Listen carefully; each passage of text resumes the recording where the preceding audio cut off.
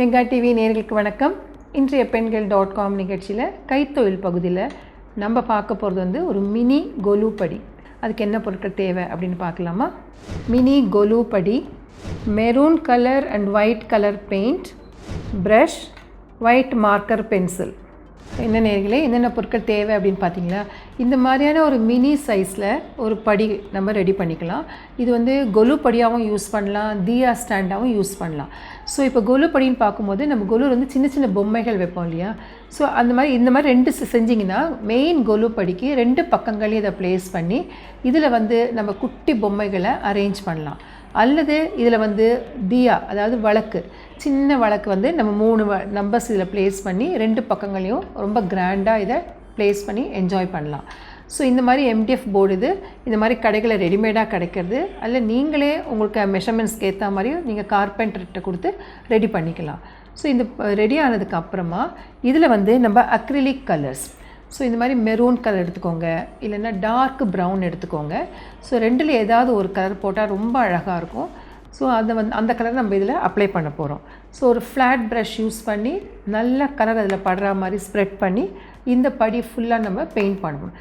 Paint பண்ணுறது பார்த்திங்கன்னா இந்த ஃப்ரண்ட் போர்ஷன், இந்த சைடு, பேக் சைடு பெயிண்ட் பண்ணணும், அப்புறம் அடிப்பகுதியும் பெயிண்ட் பண்ணணும். அப்போ தான் ஃபினிஷிங் வந்து உங்களுக்கு நல்லாயிருக்கும். அண்ட் ரெண்டாவது, இது இப்போ ரொம்ப ட்ரெண்டியாக இருக்கிறதுனால நீங்கள் இதே மாதிரி செஞ்சு நீங்கள் வியாபாரமும் செய்யலாம். இப்போ நம்ம கலர் எடுத்தாச்சு. ஒரு ஃப்ளாட் ப்ரஷ் எடுத்துக்கோங்க. இதுக்கு வந்து ஆயில் பெயிண்ட் அடிக்க வேண்டிய அவசியம் கிடையாது. அக்ரிலிக் பெயிண்ட்டே ரொம்ப நல்ல லைஃப் கிடைக்கும் அண்ட் நல்லாவும் இருக்கும் பார்க்குறதுக்கு. ஸோ இந்த பெயிண்ட்டை லோட் பண்ணிவிட்டு நம்ம இந்த கொலு படி மேலே 2 கோட் கண்டிப்பாக கொடுக்கணும். முதல்ல ஒரு கோட் கொடுத்துருங்க, ஃபுல்லாக கொடுத்துட்டு நல்லா காய விட்டுருங்க. காஞ்சதுக்கு அப்புறமா செகண்ட் கோட் கொடுக்கணும். இப்போ பாருங்கள், நான் ஒரு கோட்டிங் கொடுத்துருக்கேன். ஒரே ஒரு ஸ்டெப்புக்கு மட்டும் ஒரு கோட்டிங் கொடுத்துருக்கேன். இதே போல் நீங்கள் மற்ற போர்ஷன்ஸ் வந்து ஒரு கோட்டிங் கொடுத்துட்டு கிட்டத்தட்ட ஒரு 2 மணி நேரம் காய விட்டுருங்க. காஞ்சதுக்கு அப்புறமா செகண்ட் கோட்டிங் கொடுங்க. செகண்ட் கோட்டிங் கொடுத்துட்டு அகெயின் ஒரு 2 to 3 hours, இல்லை சம்டைம்ஸ் ஈவினிங் கொடுத்தீங்கன்னா நெக்ஸ்ட் டே மார்னிங் என்ன பண்ணுங்கள், இது மேலே வந்து வார்னிஷ், கிளியர் வார்னிஷ் எடுத்து இது மேலே அடிச்சிடணும். நம்ம இப்போ வார்னிஷ் கொடுத்துட்டிங்கன்னா இது மேலே ஒர்க் பண்ணுறதுக்கு ரொம்ப சௌகரியமாக இருக்கும். அண்ட் இந்த கலரும் உங்களுக்கு வந்து ஃபேட் ஆகாது. ஈஸியாக நம்ம அப்பப்போ எதர் ஈர துணியிலையோ அல்லது சாதாரண துணியாலேயோ நம்ம வந்து இதை தொடச்சிடலாம். ஸோ மெயின்டெனன்ஸ் வந்து ரொம்ப சௌகரியமாக இருக்கும். ஸோ முதல்ல பெயிண்ட் கொடுத்து காஞ்சதுக்கு அப்புறமா வார்னிஷ் கோட் கொடுத்துருங்க. வார்னிஷ் கோட் கொடுத்ததுக்கப்புறம் நம்ம வந்து ஒரு மார்க்கர் பென்சில் யூஸ் பண்ணி இதில் டிசைன் வரையணும். ஸோ இப்போ இதை டெக்கரேஷன் அப்படின்னு பார்த்தீங்கன்னா உங்கள் விருப்பப்படி நீங்கள் வந்து எதர் ஸ்டோன்ஸ், பேர்ல்ஸ், அப்புறம் வந்து உங்களுக்கு ரன்னிங் பால் செயின் அந்த மாதிரிலாம் ஒட்டி இது ரொம்ப டெக்கரேட்டிவாக பண்ணலாம். இல்லை டெக்கோ பாச் ஸ்டைலையும் நீங்கள் வந்து கலராக பிரிண்ட் அவுட் எடுத்து ஒட்டியும் டெக்கரேட் பண்ணலாம். ஸோ க்ரியேட்டிவிட்டி உங்கள்கிட்ட இருக்குது. இந்த மாதிரி ஒரு பீஸ் கிடச்சா போதும், அழகாக நீங்கள் வந்து இதை டெக்கரேட் பண்ணி மார்க்கெட்டிங் பண்ணலாம். ஸோ இப்போ இங்கே நான் பண்ண போகிறது வந்து கோலம். ஸோ கோலம்ங்கிறது எல்லாருக்குமே தெரியும், ஈஸியாக செய்யக்கூடிய வகையில் அமையக்கூடியதாகும்.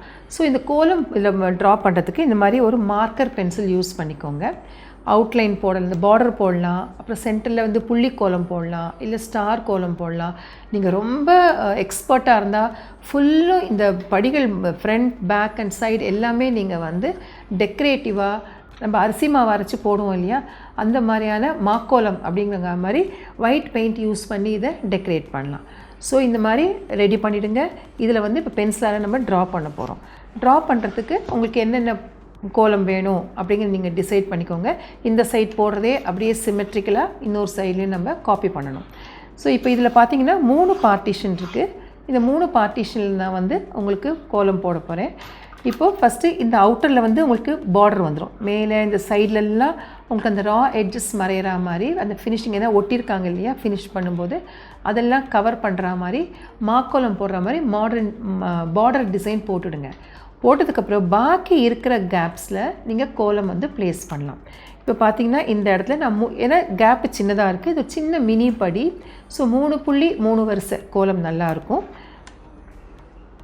இந்த போர்ஷன் நமக்கு வந்து இதுதான் ஃபஸ்ட்டு போர்ஷன், இது உள்ளே நம்ம ப்ளேஸ் பண்ணணும். ஸோ சென்டர் பார்த்து டாட் நம்ம ப்ளேஸ் பண்ணிக்கலாம். ஃபஸ்ட்டு புள்ளிகள் மட்டும் வச்சுக்கோங்க. இல்லை உங்களுக்கு அதுவும் கொஞ்சம் பயமாக இருக்குது அப்படின்னா இந்த மார்க்கர் பென்சிலாலேயே நீங்கள் கோலம் ஃபுல்லாகவும் வரைஞ்சி முடிக்கலாம். இப்போ பாருங்கள், பிகினர்ஸாக இருந்தால் நீங்கள் வந்து இந்த பென்சிலாலேயே ஃபஸ்ட்டு இந்த மாதிரி ட்ரா பண்ணிக்கோங்க.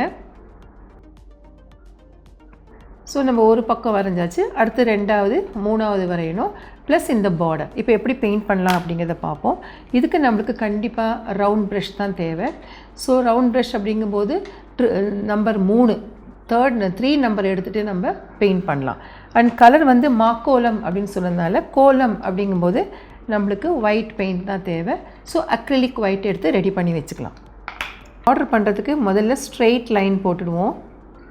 பொறுமையாக செஞ்சு முடிச்சிங்கன்னா அதோடைய அவுட்புட் ரொம்ப அழகாக இருக்கும். அத்தனை பேரும் உங்களை பாராட்டுற வகையில் இது அமையும். ஃபஸ்ட்டு ஒரு லைன் போட்டுட்டேன். அதுக்கப்புறமா அது உள்ளே வந்து சின்ன சின்னதாக நெளி மாதிரி நம்ம இந்த டிசைன் போடுவோம். நம்ம பார்டர் போடுவோம் இல்லையா, அதே மாதிரி இந்த உட்டன் பீஸில் போட போகிறோம். இது வந்து டபுள் லைன் போடலாம். இதுக்கு கீழே இன்னொரு லைன் போட்டு இந்த பார்டரை நம்ம கம்ப்ளீட் பண்ணுறோம். அப்பப்போ நீங்கள் இந்த ப்ரெஷ்ஷை வந்து தொடச்சிட்டு தண்ணியில் வாஷ் பண்ணாமல் வெறும்னே தொடச்சாலே போகிறோம். ஸோ தட் உங்களுக்கு இந்த டிப்பு வந்து கொஞ்சம் ஸ்டிஃப் ஆகிடும். அப்போ பெயிண்ட் பண்ணுறதுக்கு ஈஸியாக இருக்கும். இப்போது நம்ம இந்த கோலம் போடலாம். கோலம் உங்களுக்காக நான் ஏற்கனவே பென்சிலாலே வரைஞ்சிட்டேன். ஸோ அது மேலேயே நம்ம பண்ணினா போகிறோம். இப்போ நம்ம இந்த கோலம் வந்து கம்ப்ளீட் பண்ணியாச்சு.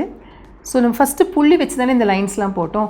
ஸோ அந்த புள்ளியெல்லாம் ப்ராமினெண்ட்டாக தெரிகிற மாதிரி பெயிண்ட் எடுத்துகிட்டு அந்த கேப்பில் இந்த புள்ளியெல்லாம் நம்ம ப்ளேஸ் பண்ணிகிட்டே வரலாம். பெயிண்டில் வந்து எந்த காரணம் கொண்டும் தண்ணி கலக்காதீங்க, டல்லாக ஆகிடும். ஸோ அதனால் டைரக்ட் பெயிண்ட் பண்ணிங்கன்னா இந்த பெயிண்ட் வந்து அந்த பிரைட்னஸ், அந்த ஒயிட்னுடைய பிரைட்னஸ் அழகாக இருக்கும்.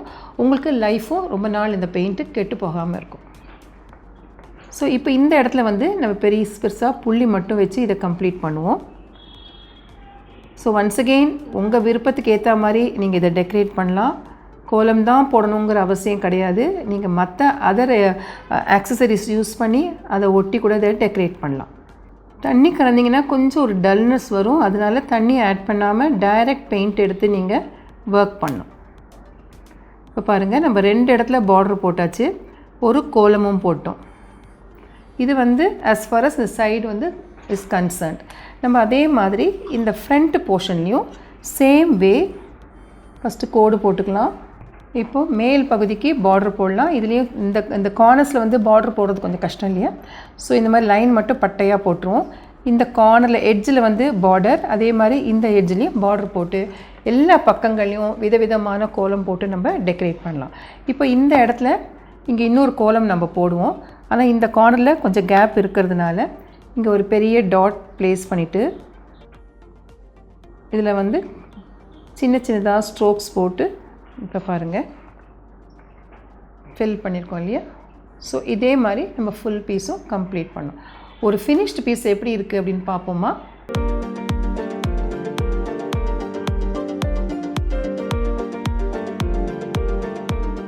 இங்கே பாருங்கள் நேர்களே, ஒரு பக்கத்தில் வந்து நான் உங்களுக்கு சொல்லி கொடுத்த மாதிரியான கோலம் போட்டிருக்கேன். தென் சைடில் ஹேங்கிங் மாதிரி ஒர்க் பண்ணியிருக்கேன். ப்ளஸ் இந்த பார்டரும் போட்டாச்சு. நம்ம அவுட்டரில் வந்து இந்த கார்னரில் வந்து ஜஸ்ட் லைன் மட்டும் போட்டிருக்கேன். அண்ட் ஃப்ரண்ட்டில் பார்த்தீங்கன்னா ஒரு ஸ்டெப்லேயும் டாப் அண்ட் சைடில் வந்து குட்டி குட்டியாக கோலம். இங்கே பார்த்தீங்கன்னா மேலே வந்து ஸ்டார் கோலம் போட்டிருக்கேன். அதுக்கப்புறம் சில இடங்களில் வந்து புள்ளி கோலமும் போட்டிருக்கேன். ஸோ இதில் வந்து நீங்கள் விருப்பப்படுற மாதிரி தியாஸ் ப்ளேஸ் பண்ணலாம். அப்படி இல்லைன்னா குட்டி குட்டி விக்கிரகங்கள் ஏதாவது இருந்தால் நவராத்திரியில் வச்சு டெக்கரேட் பண்ணி அழகாக நீங்கள் நவராத்திரியை கொண்டாடலாம். என்ன நேர்களே, நவராத்திரி ஸ்பெஷலாக இன்றைக்கு இந்த எபிசோட் நம்ம பார்த்தோம். இது கண்டிப்பாக உங்கள் எல்லாருக்கும் ரொம்ப பிடிச்சிருக்கும்னு நினைக்கிறேன். ட்ரை பண்ணுங்கள். இப்போதுலேருந்தே நவராத்திரிக்கு வேண்டிய ஐட்டங்களை சேகரித்து அழகழகாக ஆர்டிக்கிள் ரெடி பண்ணுங்கள், என்ஜாய் பண்ணுங்கள். அடுத்த எபிசோடில் வேறு ஒரு ஐட்டமோடு உங்களை மீட் பண்ணுறேன். அது வரைக்கும் நன்றி, வணக்கத்துடன் உங்கள் ஜெயஸ்ரீ நாராயணன்.